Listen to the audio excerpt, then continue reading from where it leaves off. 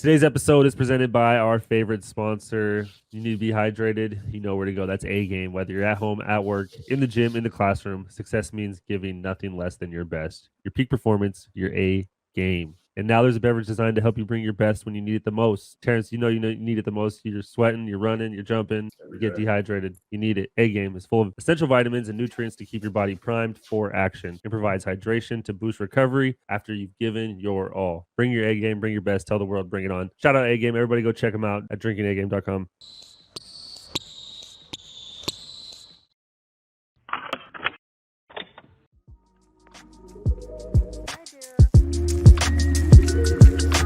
Morning, good evening, good night. Welcome to the show, what a wonderful delight. Potsy and T.ROSS better chop up on the mic. Just sit back, have a laugh, catch a vibe, and enjoy the ride.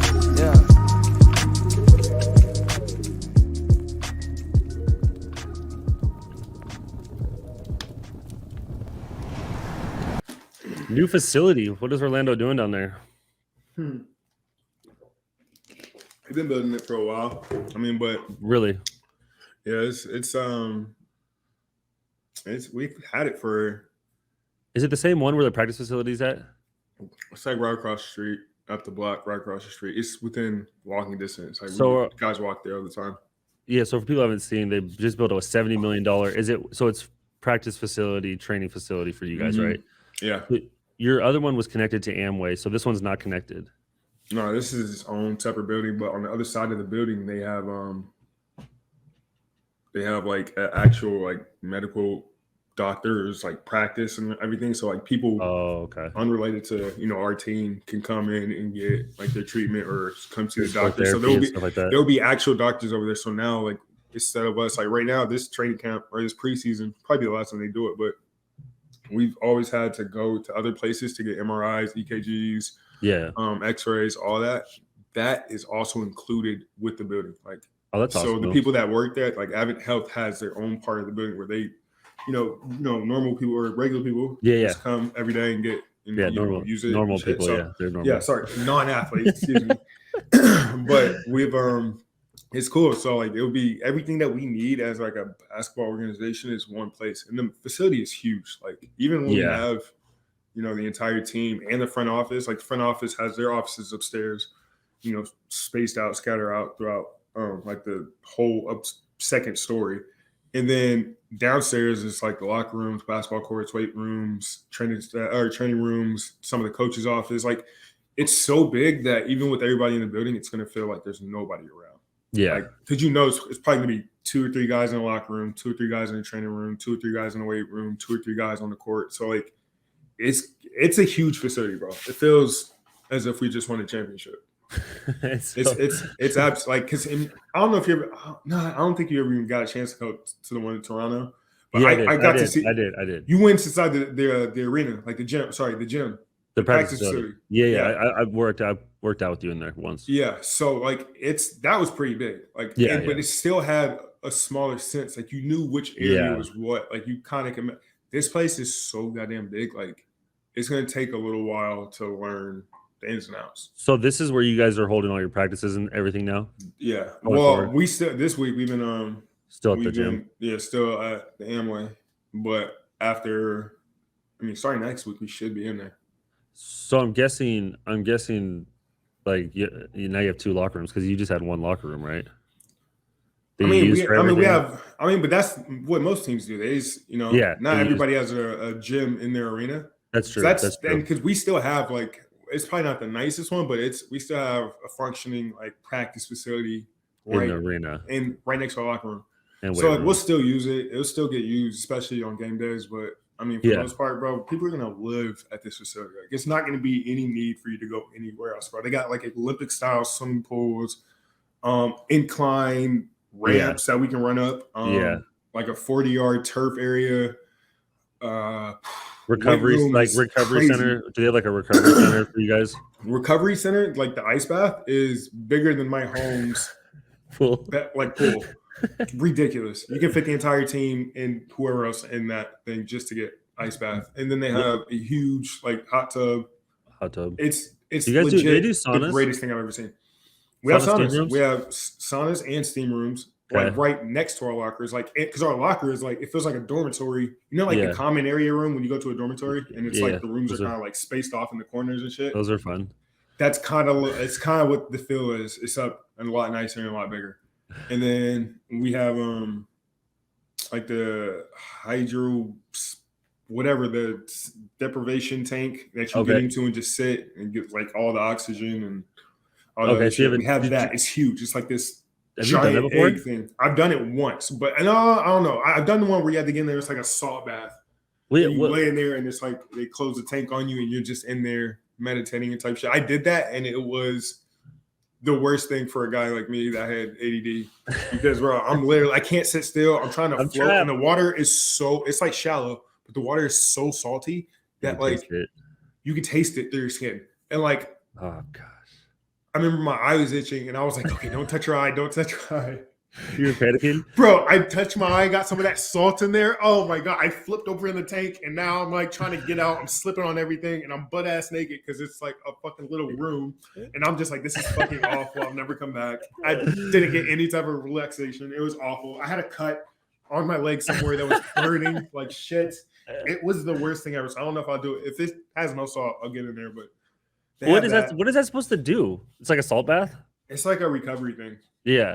Like Epsom, like I remember I used to take Epsom salt baths. Kind of more like intense. We have like a weird air filtration that's in the weight room that like recycles the air, gives us like it sanitizes the air. It's like these little fucking so it's state of the art. Batteries, state of the art. Sanitizing everything. It's fucking amazing. No COVID could ever survive it. Also, do they have a cryotherapy thing in there or no? Of course we have that. We have everything that you would ever hear. Have you done that? Have you done that? I used to do it all the time. I do it all the time. How is that? I've never done that. I've been out of place for a while now, but yeah. It's not bad. It's not bad. You get used to it. Was it 2 minutes? It's like something like that. So it's like 2 minutes, and it's like with the dry ice. It's freezing. And it's free. Yeah, it gets really cold. You have to put gloves and like these fuzzy little shoes on. You feel a difference like right after it? Oh yeah, your body. You know how like when you wake up in the morning, you kind of like throw cold water on your face and it kind of like wakes you up. It's kind of like that, but for your whole body. It makes you feel like rejuvenated.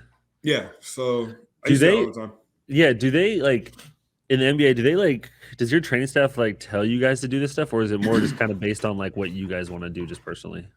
Both. You know, younger guys they kind of crack the whip a little bit. Older guys, it's kind of just on you. If you've been in the league obviously for a while and you have like a routine or whatever. I want to knock on wood because I'm like scared to say this, but what is this, bro? You know me, like I take good care of myself, but I don't really ice that much. I never was a big icer either. I never like after like I remember like my first my tenure in Toronto. Kyle was always the first person in the ice bath. Yeah.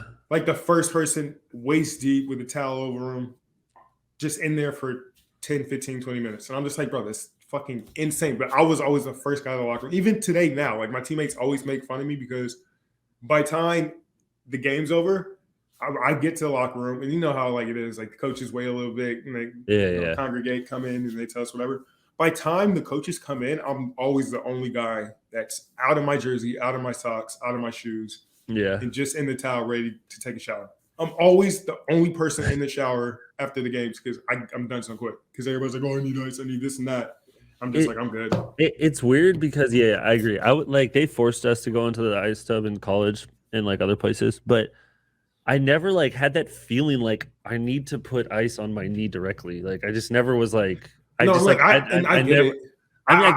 it. I just never felt like I needed it. I don't know. I just felt after games. I just felt tired. I never felt like really beat up. For sure. Like never beat up. Yeah, like I just need to lay down. I just need to lay down. I don't need fucking ice on all my body parts. Yeah, I just need to go to sleep and I'll be cool and good rest. No, but that's how, bro. For me, I swear to God, like, and not to say I don't feel the difference, like for sure, like especially when I'm hurt and I get hurt, and that's one thing. Like 100%. I'm gonna always take all the precautions, but like for the most part, bro, after a game, I just hardly ever I'm icing. Like everybody knows, like I don't know how, bro. Like I've been blessed enough to be as healthy as I am, but like I feel you though, bro. I feel like it's not a mindset. I can't say it, but I feel like I'm so used to like I didn't grow up icing and doing all that shit. So I'm well, just yeah, like, I'm still gotta play. So I felt like that also was just kind of how I am today. I, I was I the first do guy in the locker room. I do think it is something like mentally because I feel like you do it and then you start doing it and it's just a habit and like a routine of just doing it like constantly. Yeah. Like players just constantly do it because it makes them feel comfortable about okay, I'm taking care of my body this way. Like it's just Yeah, like for people sure. that sit in the cold tub. Like I sat in the cold tub, yeah, I feel better, but I don't know. But I like, never felt like I and after you needed do it. it every single day, all the time, it's like It's just it's hard. it's It, normal. it It's kind of normal. takes away the not that it doesn't take away, but it's like you almost don't really feel. You don't feel it at all. You You don't. don't It's feel it like at yeah, all. you're It's so just like like used yeah, to it. getting an You ice grow a tub. Like tolerance. Yeah, that yeah, you grow tolerance a tolerance builds, to and you're it just kind of like, for sure.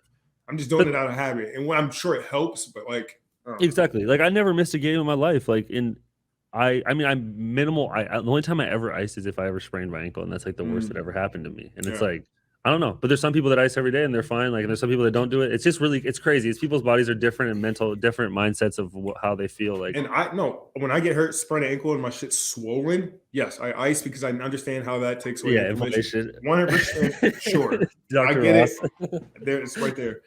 But no, I'm like, and it's weird. I don't get taped either. I used to Yeah. get taped. My first Yeah. 4 or 5 years, I used to get taped. And no, I think it was like my first 3 years.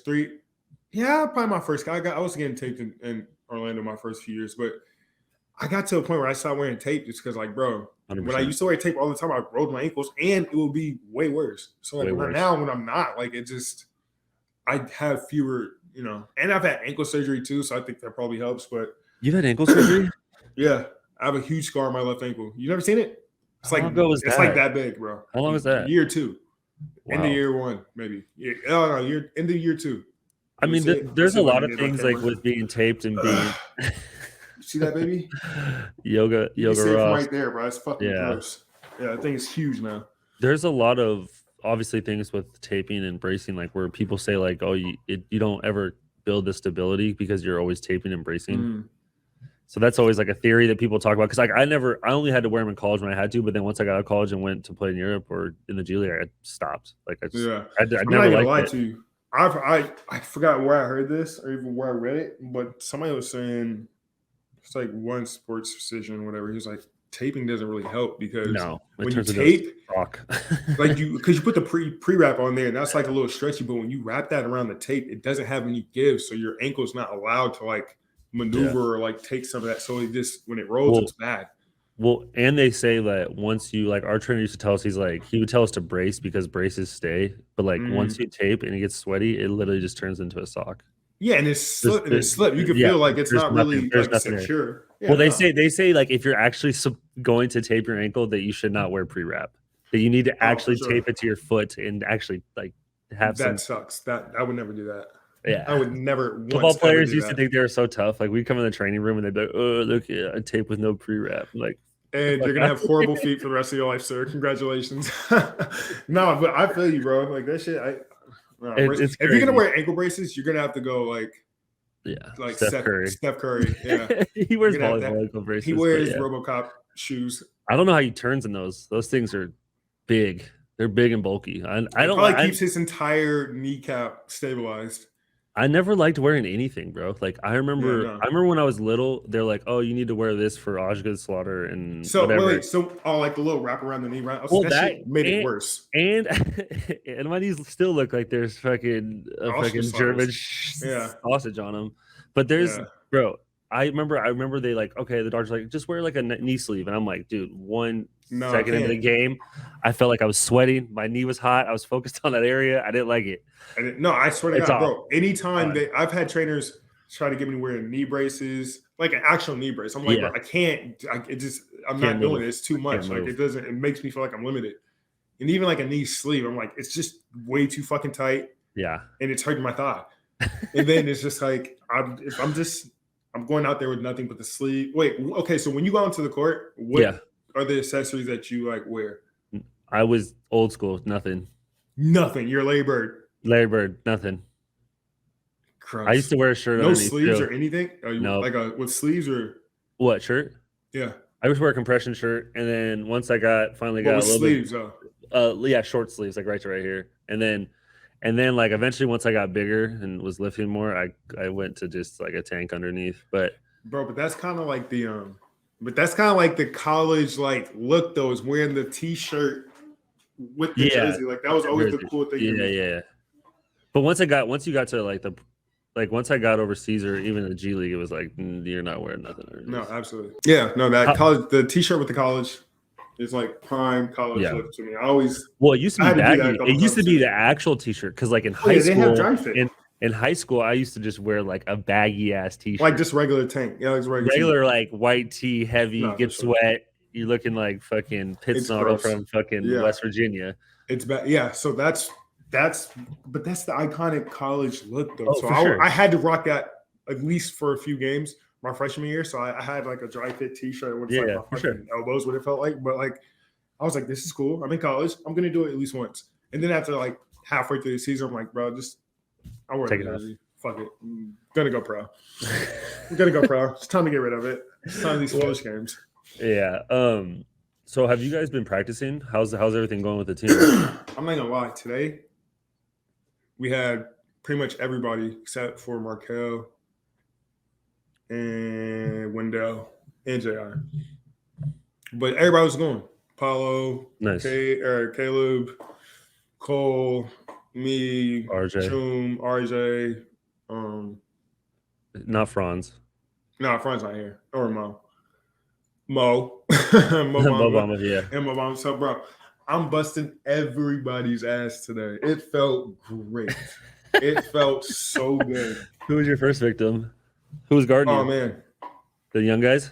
So we played, there's 3 teams. Red, purple, shirts. I was on the shirts. It was me. Interesting color choice.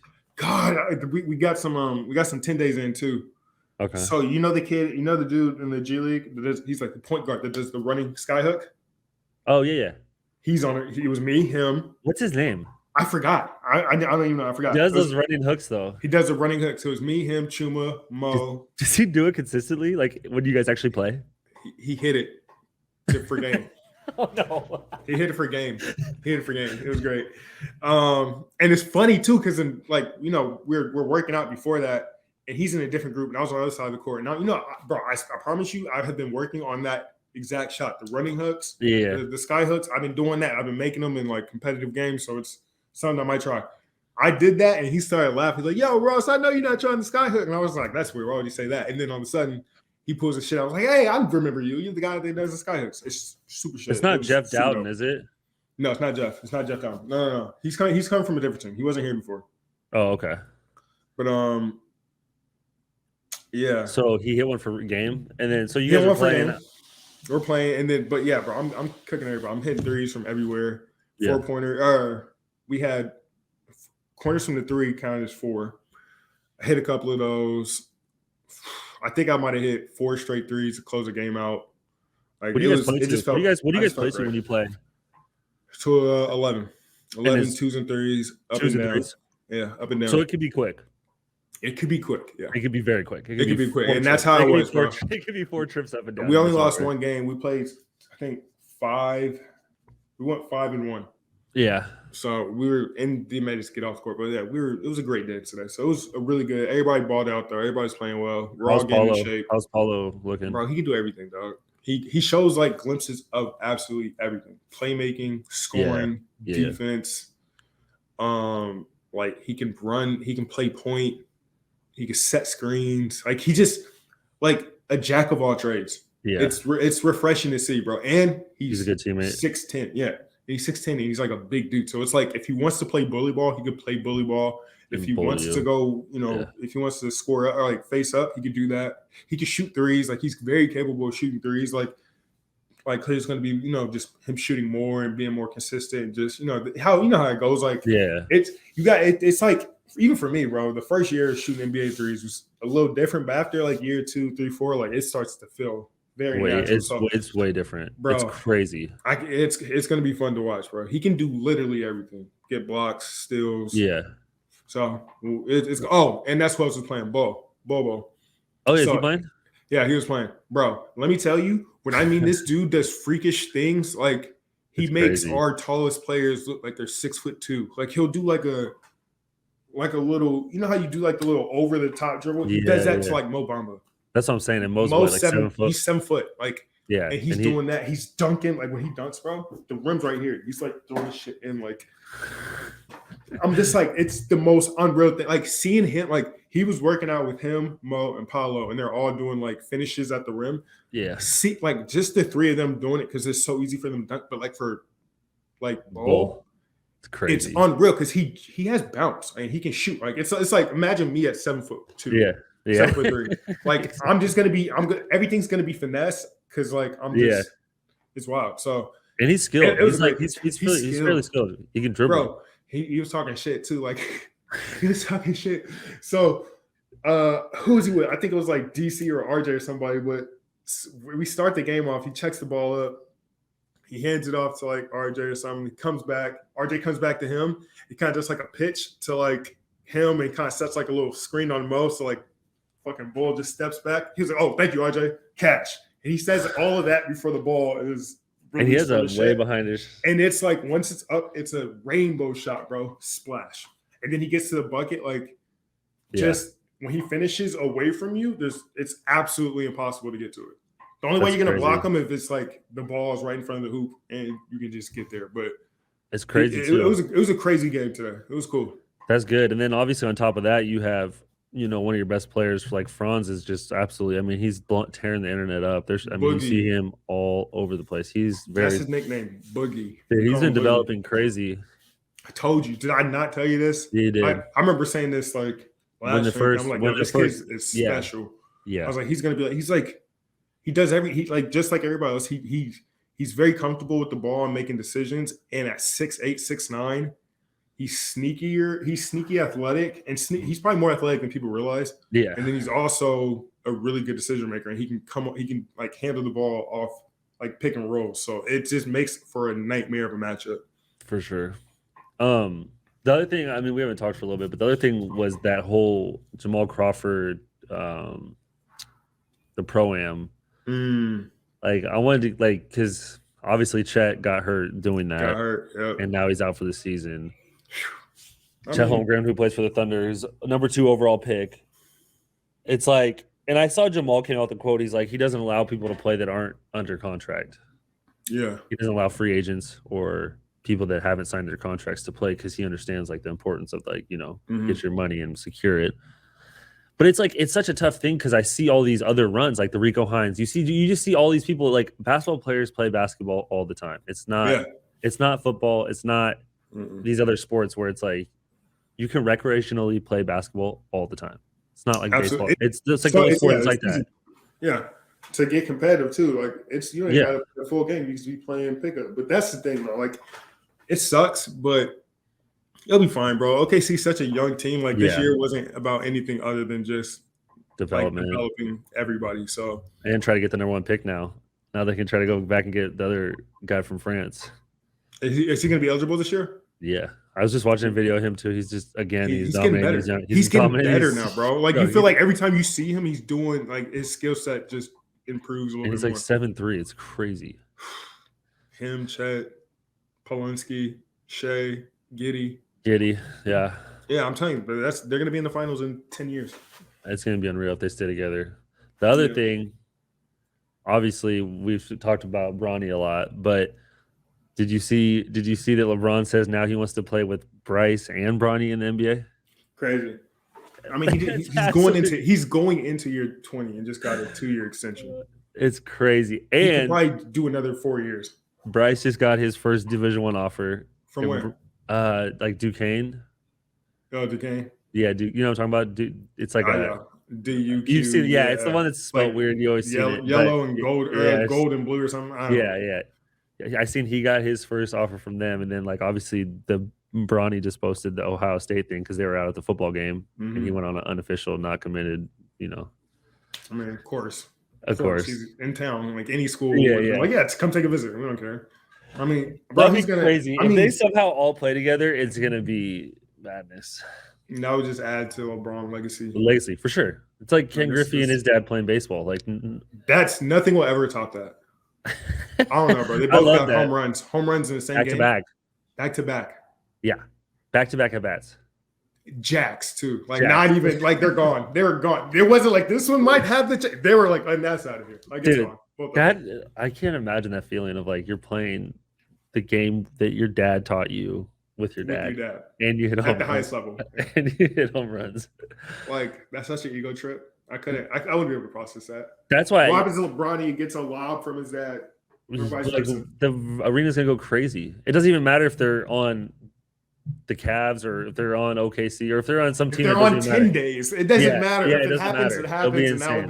be what's in their living room for the rest of their lives. Oh, speaking of, I see this other day. Speaking of craziness, did you see Scottie Pippen's ex-wife And on a Jordan's date son. with Yeah. Michael Jordan's I son? don't So know people, why she does it, bro. it has to be just to like, okay, Michael Jordan and Scottie Pippen played together at the Bulls. We all know that. And We all now, know how weird it is.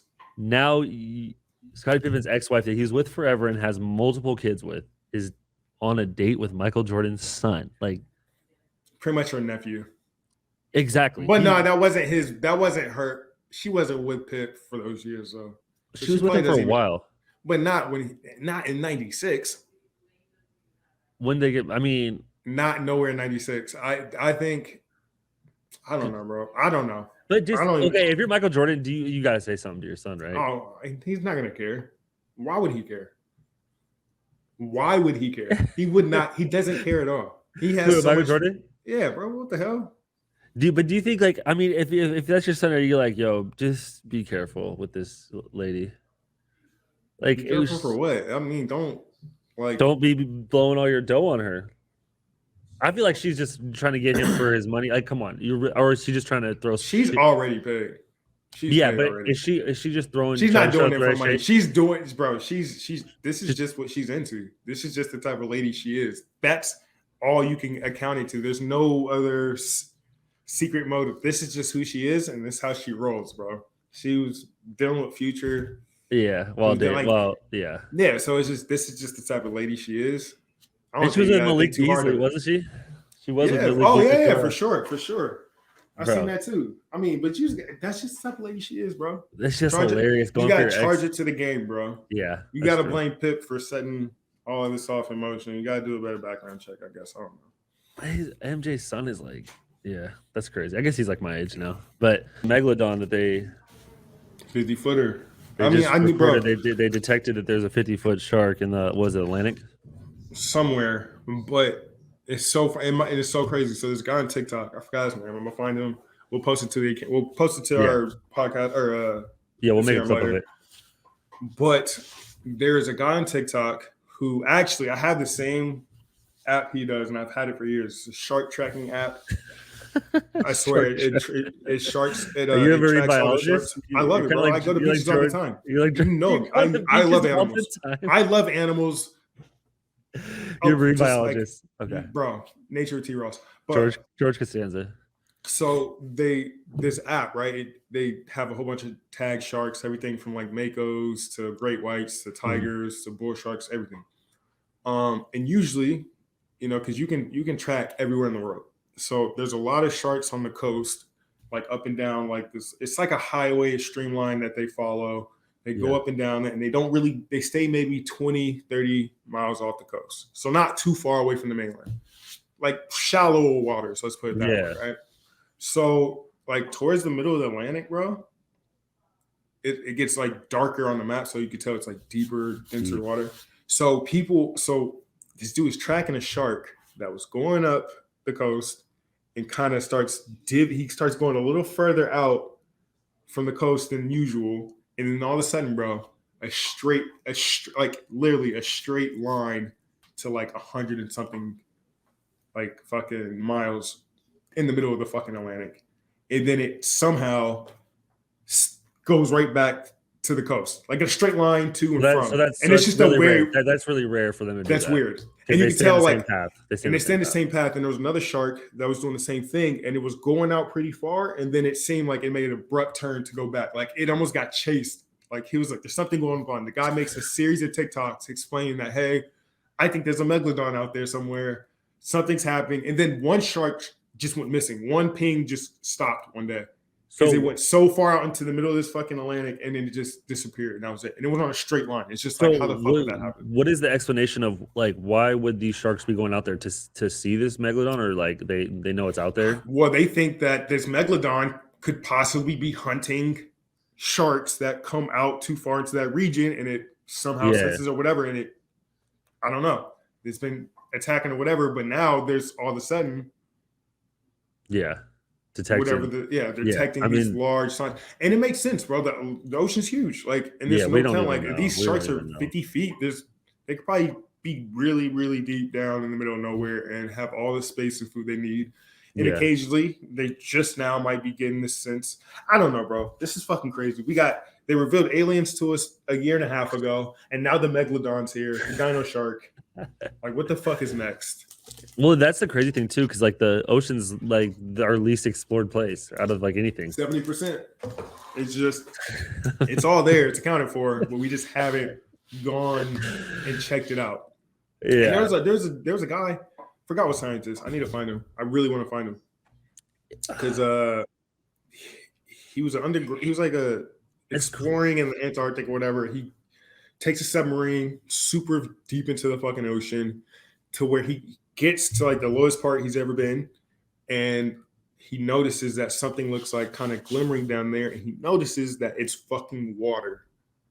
It's like fresh. It's like denser, fresher water under the fucking ocean. Water. I've seen that. He tries to go down, and his submarine literally can't. He can't. And then the dude is like, he made a documentary about it. He made some type of special, and then he's showing it. They're showing footage, and they're showing the water and shit, and then a few months later, he dies. So, I don't know. Who knows what's out in the ocean? The alligator. Clearly, he opened the portal. Megalodons are back. UFOs are trying to get him in check.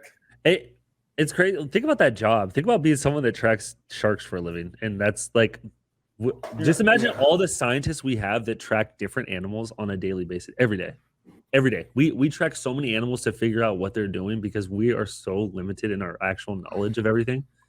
We try to figure out how they birth. We try to figure out what they do. We try to figure that's someone's job every single day. Here's a fascinating thing. Sharks, nobody's ever seen great whites mate. They don't know how to do it. That's crazy. And I think I might have seen a video where it was like two sharks kind of like tangled up and they looked like they were doing something weird, but who knows what that was going on. But they're saying they've never seen two great whites. That's crazy. So it's like, because they can't figure out where they go to do it. So if you can't figure out where they go, they never stop moving. Yeah. So think about being a fish. You never stop moving. You can't go to sleep. You gotta keep. If you sleep, go you're dead. For it. You sleep, you're dead. If you sleep for a little bit, once in your entire life, you're dead. It's bad news for you. Like, I don't know, bro. If I had to be one animal, it would be a fucking orca. Because they could dominate anything. But even still, though, like you gotta like orcas. There's so many different species. There's the same way that like humans. There's so many different fucking subdivisions of. Oh, this person's Asian. Latin America. I guess it's the same thing with whales. Like whales from different parts of the region, different of the world, different waters. Yeah, don't use the same clicks. They don't communicate in the same way. They have different social hierarchies. It's fucking crazy. I was watching. You ever seen Blackfish? Yeah. So that got me curious about just like fucking orcas in general. And after that, I remember I did a deep dive. And it's like, damn, these are fucking like just like they're like people. Yeah, they're like people. Honestly, it's just like the whole thing with monkeys too. They all have different ways of communicating. There's so many different like breeds of them. It's like that's how everything is, bro. It's crazy. That's why we have to study it. We'll study it. And since we're talking about animals, I just saw on TikTok, which I've been on a lot lately. This guy did an experiment like back in the 50s or fucking 40s or some shit, where he took rats and he gave them like a utopia environment. Okay. And watched what happened, bro. So he put like a whole bunch of rats in there. He had this huge cage. There was like they had all the food, space, everything that they needed. Like within like a month, they had multiplied by like they're like a lot, 20%, right? Yeah. And they start doing that so often that he said it got to like this peak where all of a sudden there's so many rats that like they all just started dying.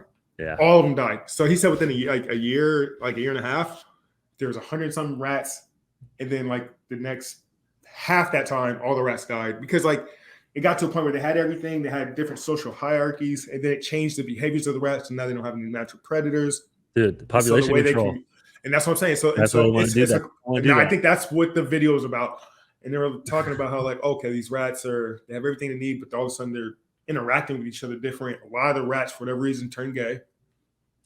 A lot of rats turn gay, and that's why they start dying off because they weren't reproducing. That's crazy. Their social, like the way they started to behave and like interact with other rats was just weird. Like they would start to isolate. It was a lot of self-harm. Yeah. A lot of rats would attack random rats for no other reason other than just for whatever reason. And so one way or another, they all start dying. They stop mating with each other and they start dying. So sure, he said, and then a year time goes by and then all the rats are dead. Fucking crazy story. I had to watch it. I was just like, because it's a behavioral thing. And if that has to do with population control, like, I'm sure that can probably correlate. There has to be some parallels between that and us. And so what the world society is going towards. For sure. It's crazy, like the experiments they do with rats and stuff. Like, oh yeah, bro. Because they're so common. They're so similar to us.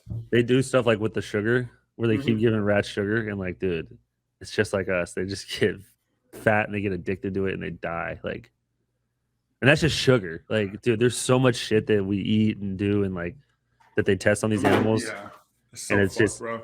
It's a mess. But we're already in it. And we're going, so you gotta finish it. You gotta see it through. Nature and T.ROSS. Nature and T.ROSS right there. Like, no, for sure. I was watching Rick and Morty, and one thing that always catches my attention was that game that they played. They went to the arcade. It's like blips and chips. Yeah. And they go to the arcade, and he puts that helmet on, and he's like living a random guy's life. And then you're just living that life. And then he took the helmet off and he was like, wait, where the hell am I? Like, you forget. I feel like sometimes that's the type of simulation that we're in. Like, we're just going to wake up and we're going to be aliens somewhere in some distant planet. It's kind of like video games. It's like, people are getting you get so dove into video games that you like come out of it and you're like, oh, whoa, this is like, I was in a different life doing that than I am GTA. Like in my actual. I mean, just any game though. It's like if you just get obsessed with anything. If you dive so Game of Thrones game on my app, on the app, the Conquest game. Yeah. I've been playing it for 2 solid months. I have spent a fucking shit ton of money. But like, I'm in a Discord with these people that I talk to every day now. Like, I've made acquaintances through this fucking app that I'm talking and keeping up with. So I'm actually like in a completely different world. Bro, I've never seen these people's face, but we're talking all the time. Bro. We're collaborating, like a whole bunch of crazy shit. It's the same exactly. It's the same with GTA. It's like, I was talking to somebody about this the other day. Discord is unreal. Like, it's crazy. Its own universe, and it's like the baby steps of its thing. Yes, it bro. does make sense, bro. Dude, if you don't have Discord, you guys need to get it. But I mean, the amount of people on Discord that are talking and like interacting, like, bro, it's people I've never met in person, and you're just interacting and talking with them daily. You can go and I can't imagine how many servers are active at any given time and how many people are constantly typing, sending, and talking. Like, it's unreal. Whoever made Discord is probably super rich right now. Oh, it's crazy. It's in the last 3 years, it's absolutely absurd. Everybody has a Discord. Everybody has something. Speaking of Game of Thrones, have you been watching House of Dragon? I have not. I watched the first episode. I need to. How many's out now? 3? 3. Yeah. It's good. What are your thoughts? 3 episodes in. It's good, bro. You can tell that. I mean, because it's so funny that my daughter just came in here and took the book that they used that they based a lot of the show off of. But it's crazy, bro. The amount of detail that they're putting into the show is crazy. Because you can watch the show twice over and pick up new things and oh shit. And that's cool because it's such a slow show that you're gonna need to rewatch some of these things to understand fully like what's going on, so you don't miss anything. But it's good. There's been a few time jumps. I like the way that they're displaying time. Like each episode is like a pivotal moment in time for them, and not just like one day. Yeah. It's like it covers sometimes years, weeks, whatever. So like the first episode covered maybe like 3 to 4 months, and then the second episode covers I think like 6 months, and then this new episode covers like a 2-year advancement. Like it's fucking crazy. So like the way it's going on is cool. So the way the story plays out is it's a really, really fucking long story. And I think that's why they're shooting it this way. Yeah. So I think the conclusion of this show will be fucking epic. It will be amazing because where it's going right now, for especially for the people that have read the books, like all about the greens and the blacks and the division between powers and with the Targaryen. So yeah, it's cool, bro. And then it's also just visually stunning. Yeah, it's it is amazing. Seeing all the dragons. Yeah. Seeing, just all the lore that people have probably read come to life it's amazing. I love the show, bro. I've been stuck in Game of Thrones for probably a month now, and I'm obsessed with it. I'm in a deep rabbit hole, and I don't see myself getting out because it's this show. The show's here, and it's gonna be going on for 4 or 5 years. So we need to get you a full Game of Thrones outfit to wear. No, I'm sure you guys will see me as fucking. I don't know, Valerian fucking, I don't know. I'll be at Comic-Con dressed in a fucking white wig. Have you last thing, did you watch Terminal List? I did. I told you about it. You did. And I finished it like a week ago. Unreal. If you haven't seen it, I thought the ending was crazy. I thought how it all ended was pretty good. The first few episodes kind of threw me because I'm like, is he tripping or is something really going on? And when you get that confirmation of like, oh, it's not all in his head, then that's when the story becomes great. And it's a lot of high action. Yeah. And it's cool because you get to, it's like, see, because usually all the Navy SEALs that we see in movies are kind of like in their in their realm of just like, oh, well, they're like a god figure. They're like a god. They're a god. Well, they're a god figure, but they're also look at them. They're not in America doing shit. Like they're usually overseas, kind of in their environment, kind of doing shit. This one's kind of seeing like how that shit could play out if it was over here. Chris Pratt. It's cool. It was really good performance from Chris Pratt. I thought he plays a good psycho. He plays a good. He wasn't even a psycho. He was psycho in some parts. He has those looks in his eyes, and you're like, damn, he's lost it. That's called survival. Okay, and when you go to war and you're a fucking frogman, you've seen some things. Yeah, and for sure. His character saw some things. Yeah, and it got bad. Well, man, it's a good episode. It's good to catch up. Oh, yeah, we will be back at you guys soon, and appreciate it. Peace.